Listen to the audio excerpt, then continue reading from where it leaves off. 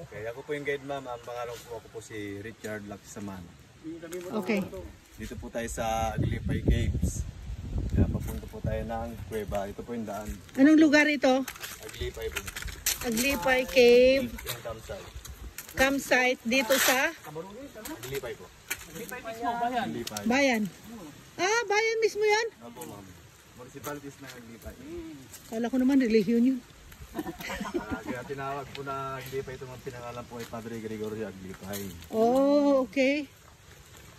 Meron ditong old church ng Aglipay. Lumang simbahan yun. Po. Quirino Province. Aming punong kahoy. Pinaripad Sur, Pinaripad Norte, Bilabintura, Impalasyan. Pero nasasakupan po siya ma'am ng barangay Bilabintura. Mm. Apo. Ang kuweba po namin dito ma'am sir, nasa 37 caves. Wow. Pero ang pinapasok lang po ngayon sir, 6. Yung 1, 8, 2, and 3. Yung cave 1 po siya yung pinakamaluwang. Ito yung pupuntahan natin kay Opo, Buwan. ma'am. Tapos yung 8, 2, and 3, yun po yung mahaba. May ductwalk na 8 meters, maliit na butas, parang butas lang ng ring. Papuntang cave 2 po yun. Pagdating po ng cave 3 ma'am, aakyat po tayo ng hagdan na 29 step. Pataas po yung mambakal.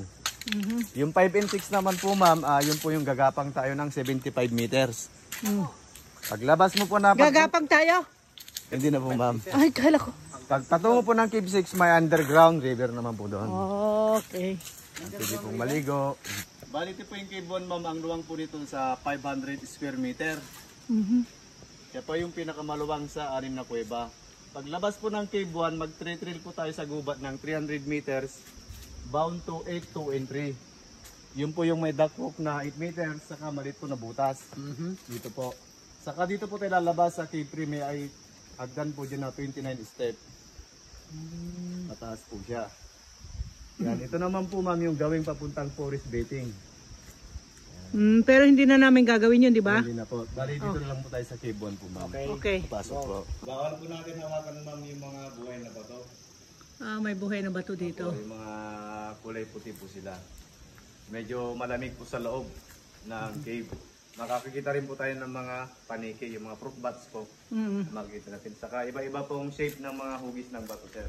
May stalagmite ka rin dyan. May stalactites po, may stalagmites sa loob po ng cave. Okay, good. Ganda.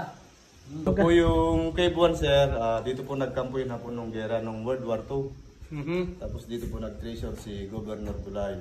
Si Dulay kasi nung araw sir noon, kanang kamay ni Marcos noong 1970s. Yun, 100%. Oh, may nakuha. Di, wala na natira. Ang usapan ng unang kasama namin matatanda.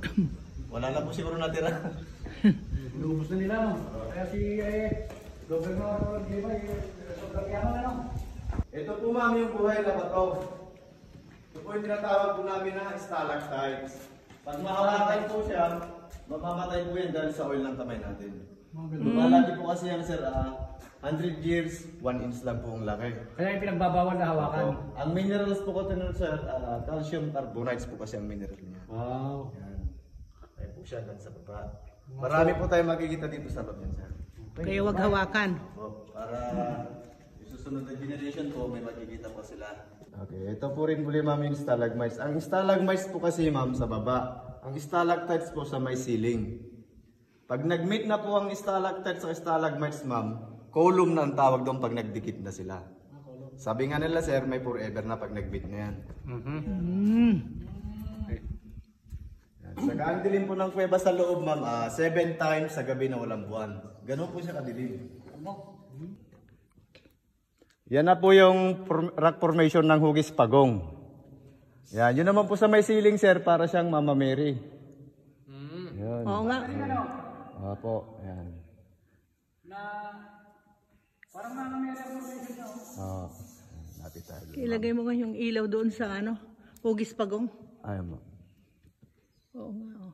Yan po yun, yan siguro yung mga sign ng Japanese. Ito yung marker ng Japanese. Nakadapa na anak ng maliit na usa. Ayan. Saan? Ayan yung kanyang buntot, ito yung katawan, ito yung paa, yan yung ulo. Yung nagpapahingang maliit na usa. Kung imagination na. Sa akin lang. Ma'am. Akyat tayo dyan, may makikitang bukal. Opo. Naiinom? Malinis po siya, ma'am. Natikman mo na? Opo. Kasi may istorya po eh. May istorya daw. Baka matangay kita, ha? Hindi.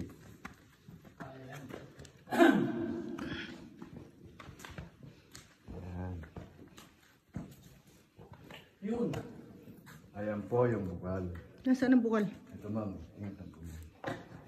Ayan po siya. Kahit summer po ito ma'am, itong bukal na po, hindi po siya nawalan ng tubig. Tuwing Semana Opo, tuwing Semana Santa po yan sir, dinadasalan ng religious na espiritista yan. Saka nang upo sila ng tubig. Hindi naman bawal kumuha. Hindi naman Hindi po, na ma'am. uubos yung tubig. Opo, bawal lang po siya lagyan ng coin kasi magtatampo siya. Tama. Kukunin tubig. Oo. Yung bawal lagyan ng coins. Opo. Pwede lang po ano, bipuin. hawakan? Opo. Malamig. Malinis yan ma'am kasi may galing Maynila nag-test niyan. Oh. Malinis po kasi filtered daw kasi ma'am kasi galing sa ilalim ng bato.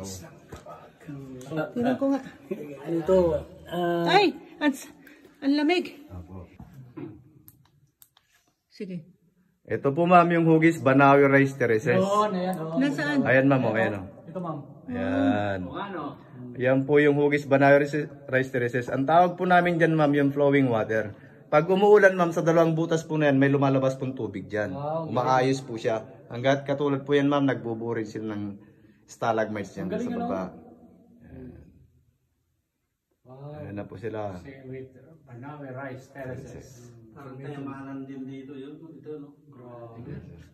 Hello. Ito po ang aming safari building. Ito po yung function hall. Dito po ginaganap yung binyag, Ah, may birthday, kasal. Ito po yung kanilang inuupahan. May kumpleto naman po yan. May upuan sa kamay. Lamesa na po siya. With aircon na po siya, sir. Kayo na rin nagkikater? May hindi po. May iba pong nagkikita. Okay, naulo tayo. Tignan natin yung Kirino. Yung dalawang escort ayun, oh. Nakasunod. Yun. Yun. Yung dalawang escort, oh. Away eh. Meron na? Wala pa pala yung Kirino sa Paris. Mhm. Building pa lang po. Hindi pala.